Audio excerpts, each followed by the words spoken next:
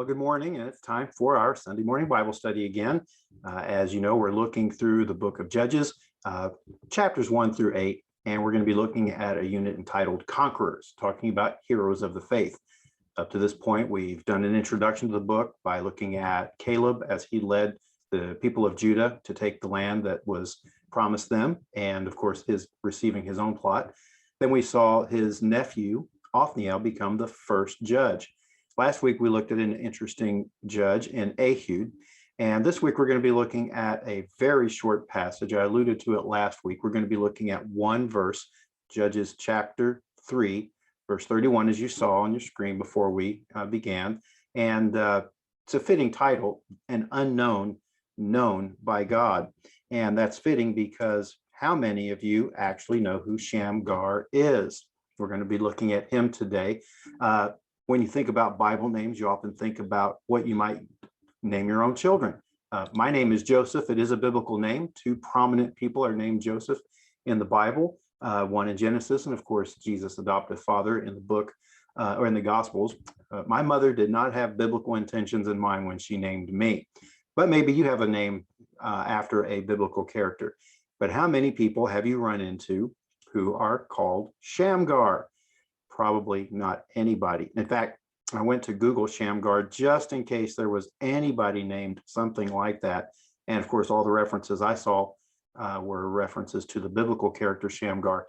And even then, we have him mentioned only twice. You might think he's only mentioned once, but he is mentioned one more time in the book of Judges. And we'll see that he is mentioned in Judges chapter 5 during the Song of Deborah, with a reference to the times of Shamgar. We may take a look at that next week because we will be looking at Deborah and Barak next week. If you have your Bibles, you want to open those up to chapter 3, verse 31. It's one brief word. I'll read that to you, and then we'll move forward. Before we do that, though, let me ask you a couple of questions. Excuse me.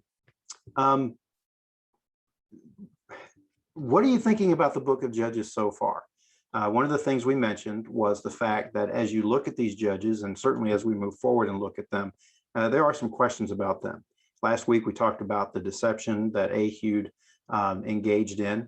We know that God was ordaining that because he was using Ehud to help deliver his people. He fashioned his own weapon.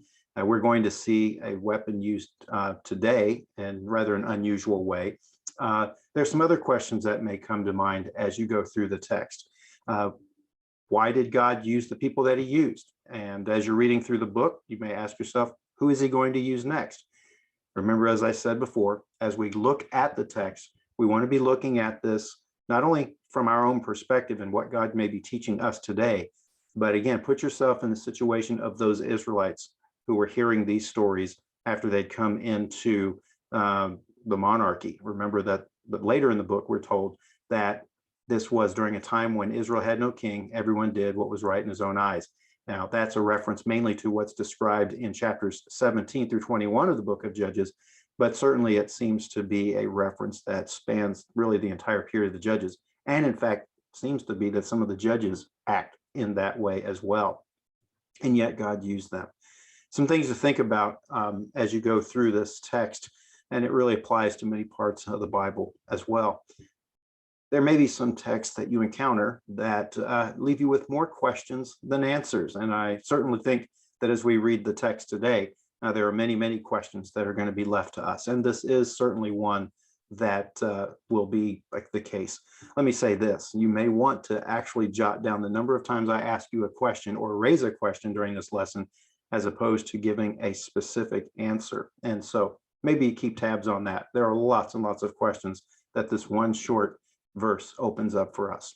One question that could be asked after reading the Othniel and Ehud story. We've read Othniel in the last couple of weeks. We read Ehud last week. Could ask ourselves, who is God going to use next? We've mentioned that. And by what means will he use him? We don't know much about Othniel's methods other than raising up the army, taking down several people. We saw Ehud use a dagger and then calling to war those Israelites to help defeat the people of Moab. Today, we're going to see one event, one person take down a group of people. And then as you read through the book of Judges, you can think in terms of who God uses and what methods he uses. Today's account is the shortest account of any judge in the book of Judges. One verse. We'll look at that in a moment. Now, because of that, and because there are 5 others that have very short information about them in the book, they're often called minor judges. There are various reasons why there is not a lot written about them, probably because they are giving some filler, if you will. Certainly there is some information that we can gather from them, but we don't have, like we do with what we call the major judges, a lot of information. And so it could be that what the author or authors are doing is trying to at least give us a sense of what's going on during this time period while highlighting a few in detail. What I would say as we read through the story of Shamgar today is go back and read the other 5 minor judges. Now, in our lesson, we're not going to be doing that. When I say our lesson, our unit, when we go through our summer unit, we're not going to be actually looking at the other 5 judges. But real quickly, let me just point you to them so that you can read about them on your own. Each of them has a little bit more about them than there is about Shamgar here. Well, in chapter 10, the very beginning of chapter 10, after the story of Gideon and then his son Abimelech, you have 2 minor judges, Tola in chapter 10, verses 1 to 2, and then you have Jair, chapter 10, verses 3 to 5. So you have a group of major judges, then 2 minor judges. Then you have the story of Jephthah in chapter 11. You have some other things going on there. You have the story of Jephthah. Then in chapter 12, you have 3 minor judges back to back to back in one major passage there. Ibzan, chapter 12, verses 8 to 10. Elon, chapter 12, verses 11 and 12. And then Abdon, chapter 12, verses 13 to 15. And then after that, of course, you have the story of Samson. Well, let's go ahead and read our text for today, and then I'll walk us through a couple of PowerPoints that will kind of give us some sense of what we're looking at and where we're going. Very short passage, remember. I'm reading from the Christian Standard Bible. After Ehud, Shamgar, son of Anath, became judge. He also delivered Israel, striking down 600 Philistines with a cattle prod. Some of your translations may say an ox goad. They're pretty much used interchangeably. Still want to talk about what that is in a moment. Well, with this in mind, let me take us through the cycle that we've been learning up to this point and just kind of see how it is that Shamgar's story fits this and how it all kind of plays out. We have our lesson titled An Unknown, Known by God. And of course, he is unknown to us. There's some information that we can piece together. But if we look at the cycle like we've been doing, we'll see a number of elements missing. First, we're not told about the sin of Israel. All we're told is he became judge after Ehud. As a result, we know of an oppressor, the Philistines, but we're not told who the leader is. We're not told how long it's been going on, nothing like that. It just seems to be an incident.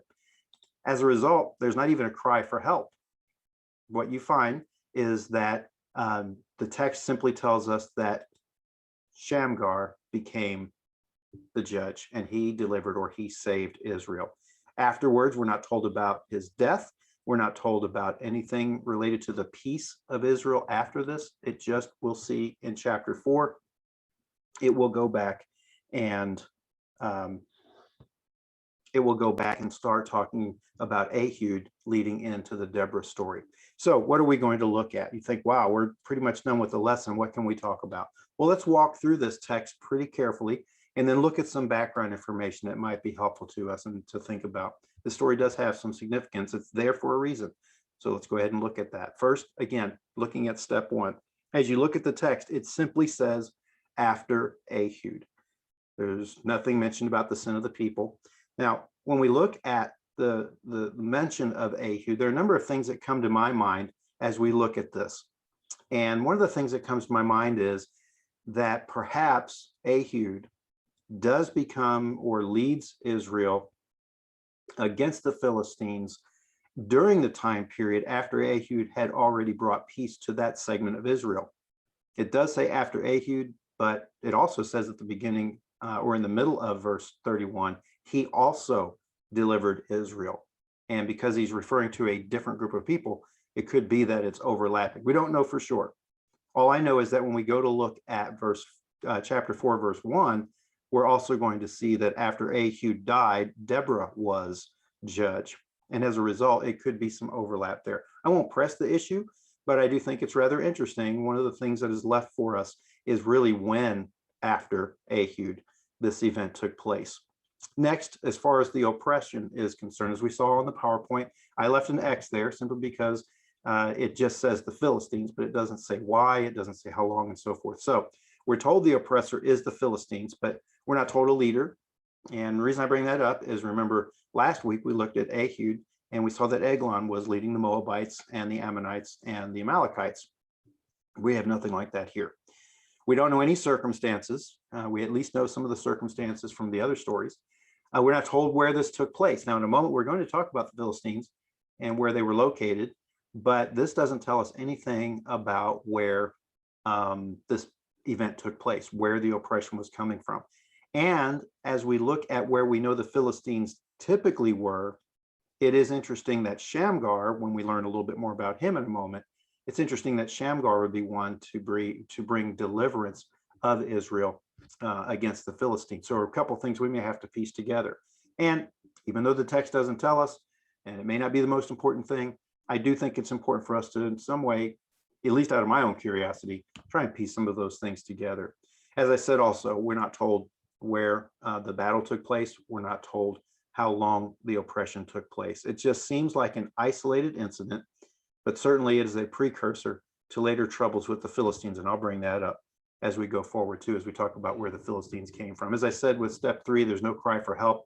It's just that Ehud became judge. It says that simply after Ehud, it said that there was Shamgar, became judge over Israel, and he delivered them. Now, as I said, it could be that there is some time period of overlap here.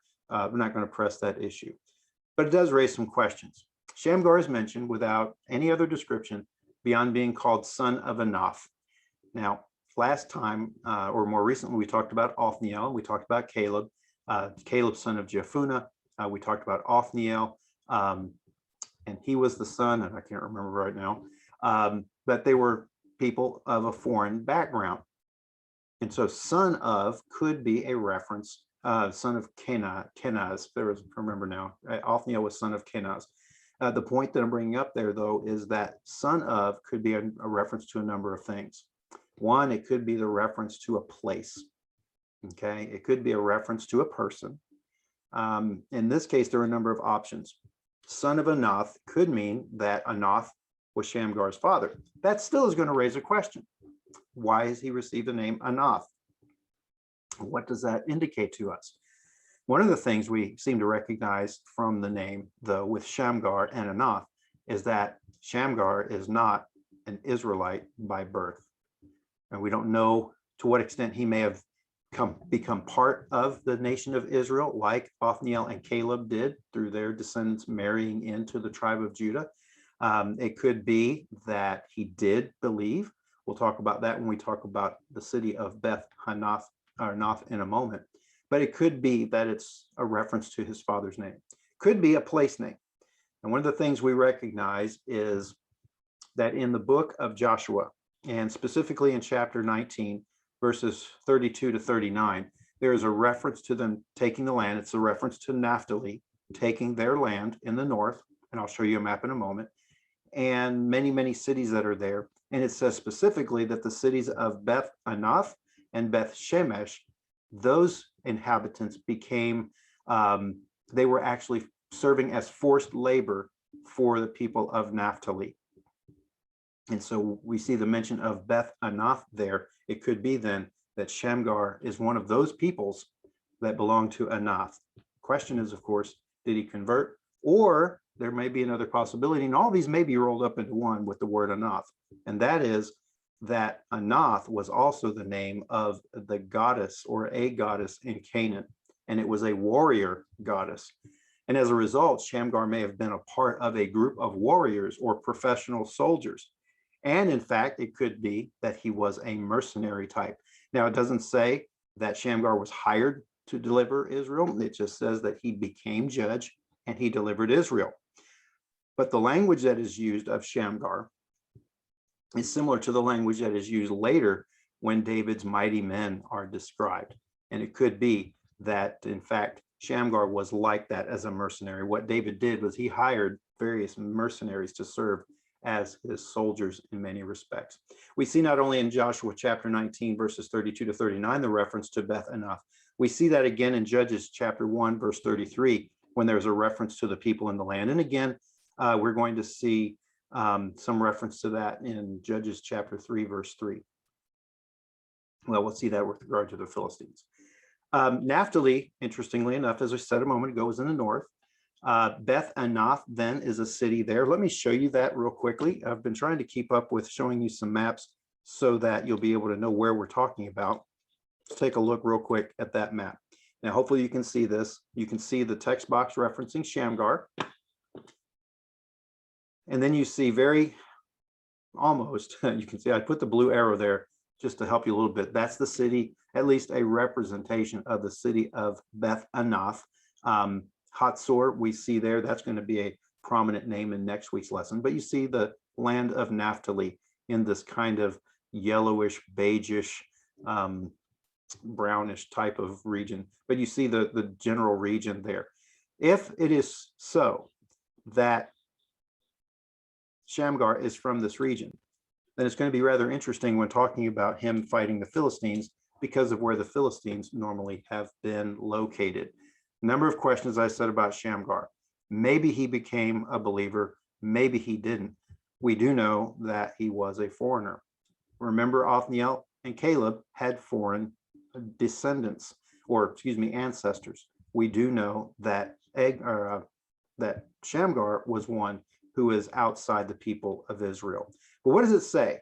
Besides who he was, again, could be a professional mercenary, could be a professional soldier. It just says that he became king, or he became judge. You just be patient with me, all right? But what it doesn't say God raised him up. It just can be assumed that God raised him up, but certainly all it says is that he became judge. And it might be that from a literary perspective, we should just assume that he became judge by decree of God raising him up. In other texts, we see very clearly, like we did with Ehud last week, that God raised up Ehud. Here, it doesn't say that about Shamgar. It simply mentions that he became judge. And then it says two things after that. He delivered Israel. Now, I'm calling that two things because I'm going to talk about them separately. First, delivered. It's the same word that is used in many respects to talk about being saved. In other words, he brought them out of their oppression. Notice the reference to the word deliverance or delivering or saving throughout the book of Judges. That's exactly what he did. The other thing it says that he delivered Israel. And the question, of course, at this point is, what does it mean that he delivered Israel? We've talked in the past about the fact that Israel could be a reference from time to time to just certain regions in the land and not referring to the entire land. We saw that with Ehud last week, where he was looking specifically at that region around Benjamin and Ephraim. And then before that, Othniel was basically the land of Judah in the south. Here, it's interesting that if Shamgar is from the north, he is going to go seemingly to the southwest to handle a segment of the population. But does that mean he's saving all of Israel? It could be that in this one event, he staves off a potential threat to the entire nation of Israel for a time, though it wasn't to the entire people of Israel at the time. And so it could be that Israel is just generic language, but any part of Israel could be counted as Israel. So it could be that region, simply put. It says then that what he did is he killed 600 Philistines with a cattle prod. And as I said, sometimes that word is translated ox goad. Curiously enough, it's the only time this word occurs in the entire Old Testament. And it's through the Greek translation of the Old Testament that we get the idea that the cattle prod or an ox goad. And I'll show you that in a moment. But real quickly, it's important to note that what we have here is Shamgar single-handedly following and fighting a band of Philistines, 600 strong. And 600 would have been a standard number for a group of Philistine soldiers in one grouping. And so it does show the power of Shamgar in this case. Now, What also makes it rather intriguing is the way he does it. I want to show you one more picture before we continue on with our lesson. And that has to do with what a cattle prod is or what an ox goad is. And so I've given you here a couple of pictures. The point is that, no pun intended, but the point is that a cattle prod or an ox goad was about 8 feet long, and it did come to a point. And in each of the pictures you see here, you see a point brought on that would be able to poke somebody, one of your animals, to get them to get back on the road or to get them to move. And then you see the one that has a hook that might have been used in some way to get the neck so that it could keep the sheep or the ox from going in another direction. But the point is, this is not a weapon of war. This is a tool used for cattle rustling, if you will. And I'm not a country guy, so for me to say cattle rustling, I know I'm saying something that's probably illegal, an illegal activity. But the point that I'm trying to make there is that this was for herding cattle and animals, keeping them together. This was not a device used to fight. That it was 8 feet long could mean that he could stab a couple people at a time. I'm not going to try and get in and reproduce what the fighting would look like. Sometimes when I think about this and the long stick, I think of some of some of the martial arts that you see with people with the long sticks fighting. I don't know how it went down. The text doesn't tell us. It just says that he used an ox goad or a cattle prod to kill 600 Philistines. We saw a weapon fashioned last week in the story of Ehud. We're going to see in the future lesson, particularly with Jael in chapter 4 of the book of Judges with Deborah, her using a stake and hammer. We'll see later on, Samson will use a donkey's jawbone to defeat Philistines.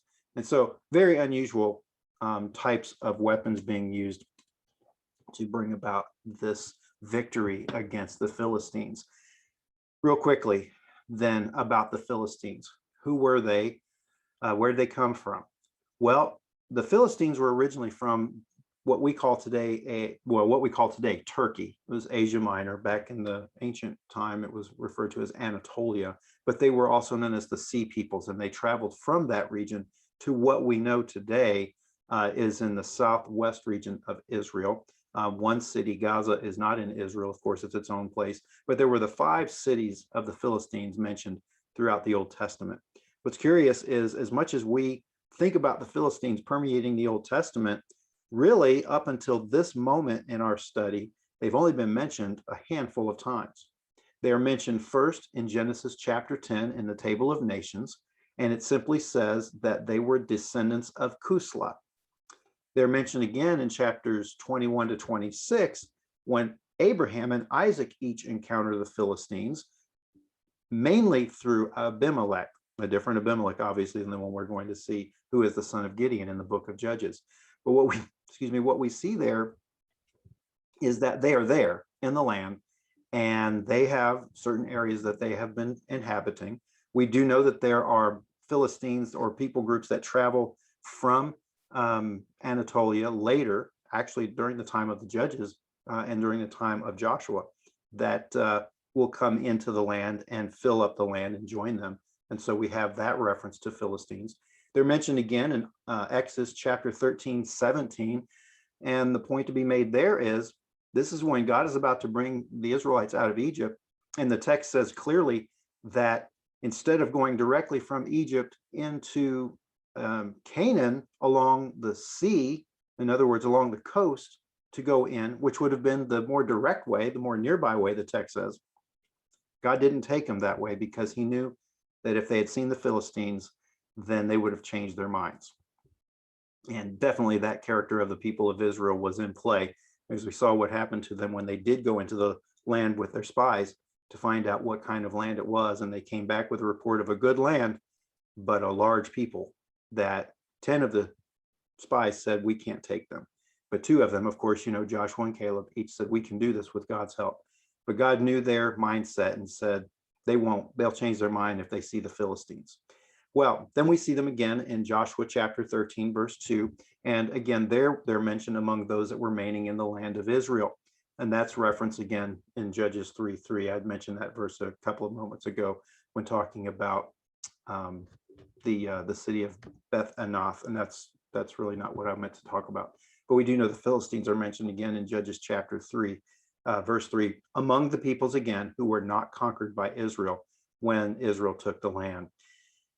They're mentioned here, and then in the book of Judges, they're mentioned again in chapters 13 through 16 with the story of Samson. Of course, they go on to become a group of people that will continue to be a problem for Israel, and they remain a problem until eventually David puts an end to the threat.